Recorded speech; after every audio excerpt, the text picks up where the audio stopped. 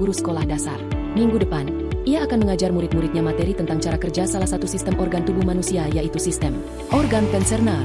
Saat merencanakan pembelajaran, Pak Dermawan mempersiapkan beberapa sumber belajar yang menurutnya akan membantu murid-muridnya belajar sesuai dengan kebutuhannya. Sumber daya belajar yang ia siapkan diantaranya adalah 1. Sebuah poster diagram yang menunjukkan bagian-bagian organ pencernaan yang dipinjam dari perpustakaan. 2. Berbagai bacaan yang memuat pembahasan tentang bagaimana organ pencernaan bekerja dari beberapa sumber. Ada yang berupa beberapa buku bacaan dengan tingkat kesulitan berbeda-beda, yang juga ia pinjam dari perpustakaan, yang memuat informasi tentang cara kerja sistem organ pencernaan. Artikel yang ia ambil dari majalah Anak, kebetulan ada pembahasan tentang sistem pencernaan dengan bahasa yang lebih sederhana.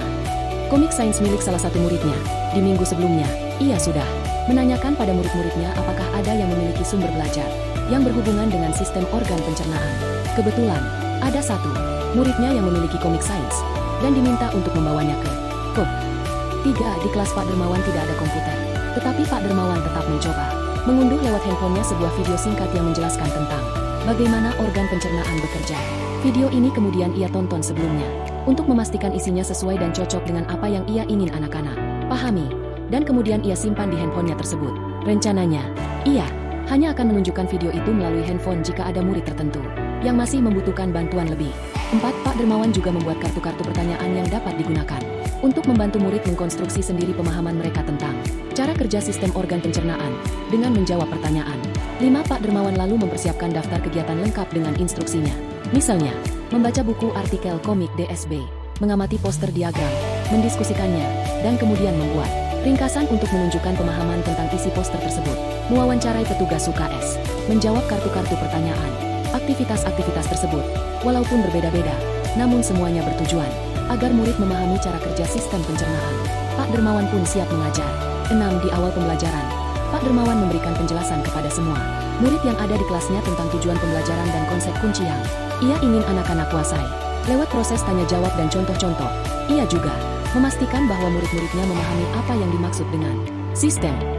7. Setelah itu, ia meminta murid-muridnya mulai bekerja dalam kelompok. Untuk penugasan kali ini, Pak Dermawan telah mengelompokkan murid berdasarkan tingkat kemampuan murid membaca.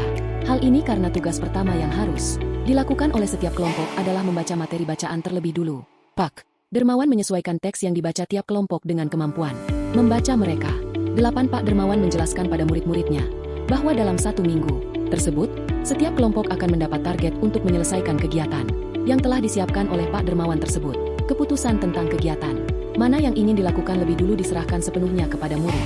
Yang jelas, mereka diberikan kesempatan melakukan kegiatan-kegiatan tersebut pada saat jam pelajaran IPA di minggu tersebut. 9. Selama proses murid melakukan kegiatan, Pak Dermawan memastikan ia mengobservasi dan memantau pemahaman murid-muridnya. Ia mendatangi tiap kelompok, mengajukan pertanyaan dan memberi pertanyaan lanjutan kepada murid-murid yang memerlukan bantuan atau perlu diberikan tantangan lebih. Ia, misalnya menunjukkan video lewat handphonenya kepada beberapa anak yang tampak masih kesulitan, membantu mereka memahami konsep-konsep kunci dengan kosakata-kosakata sederhana yang kemudian ia display di kelas. Pak Dermawan juga membuat catatan-catatan penilaian selama proses ini. Setiap jawaban murid, pertanyaan murid, ia perhatikan. Ia gunakan informasi ini untuk menyesuaikan tingkat bantuan yang ia berikan pada murid. 10. Pak Dermawan kemudian melakukan penilaian untuk mengetahui sejauh mana murid-muridnya memahami materi tersebut. Ia kemudian membuat penilaian Berjenjang Tier Assessment untuk murid-murid yang kemampuannya kurang.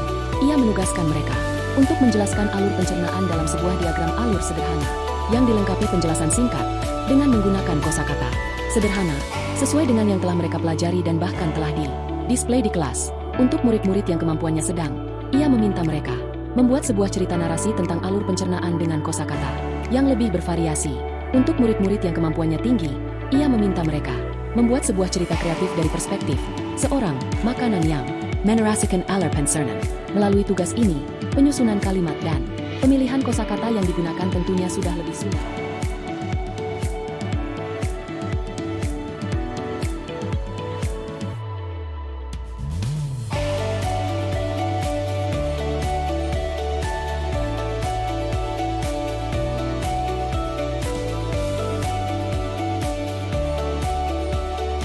Adalah seorang guru mata pelajaran teknologi perkantoran di sebuah SMK.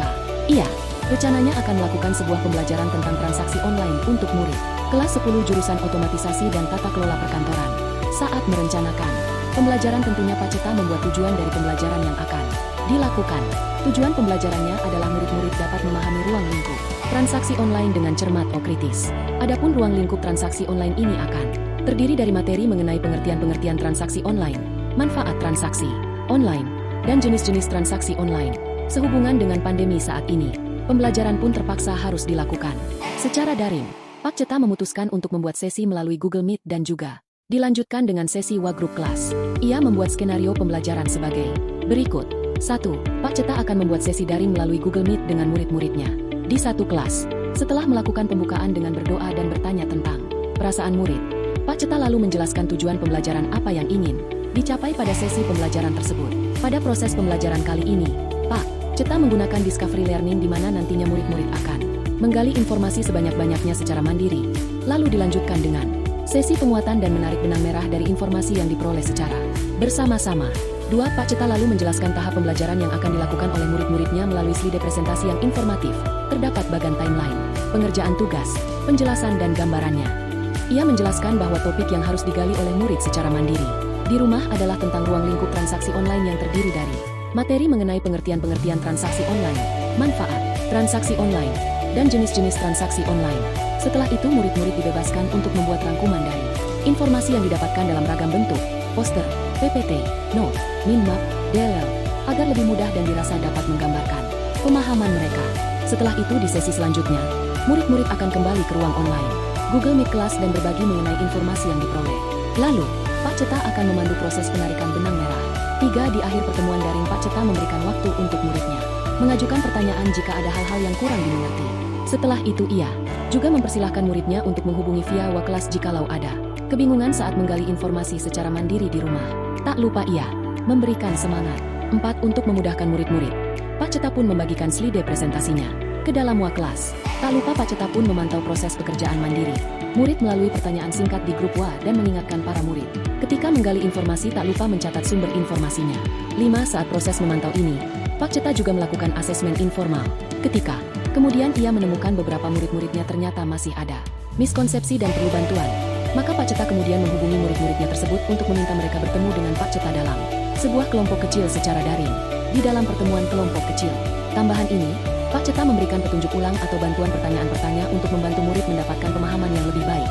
6. Setelah selesai dengan tugas mandirinya, para murid pun kembali bertemu Pak Ceta di sesi pembelajaran daring selanjutnya. Pak Ceta dan murid-muridnya berdiskusi serta berbagi informasi melalui sharing langsung dan kemudian menarik kesimpulan bersama-sama. Setelah itu Pak Ceta akan meminta murid untuk bekerja dalam kelompok. Di dalam kelompok-kelompok tersebut Pak Ceta meminta muridnya untuk kembali berdiskusi dan saling menguatkan pemahaman serta membuat rangkuman pemahaman topik transaksi online secara berkelompok dalam ragam bentuk, poster, PPT, note, minmap, DLL. Kemudian ia juga memberikan rubrik penilaian agar para murid lebih mengoptimalkan penggambaran pemahamannya mengenai topik transaksi online.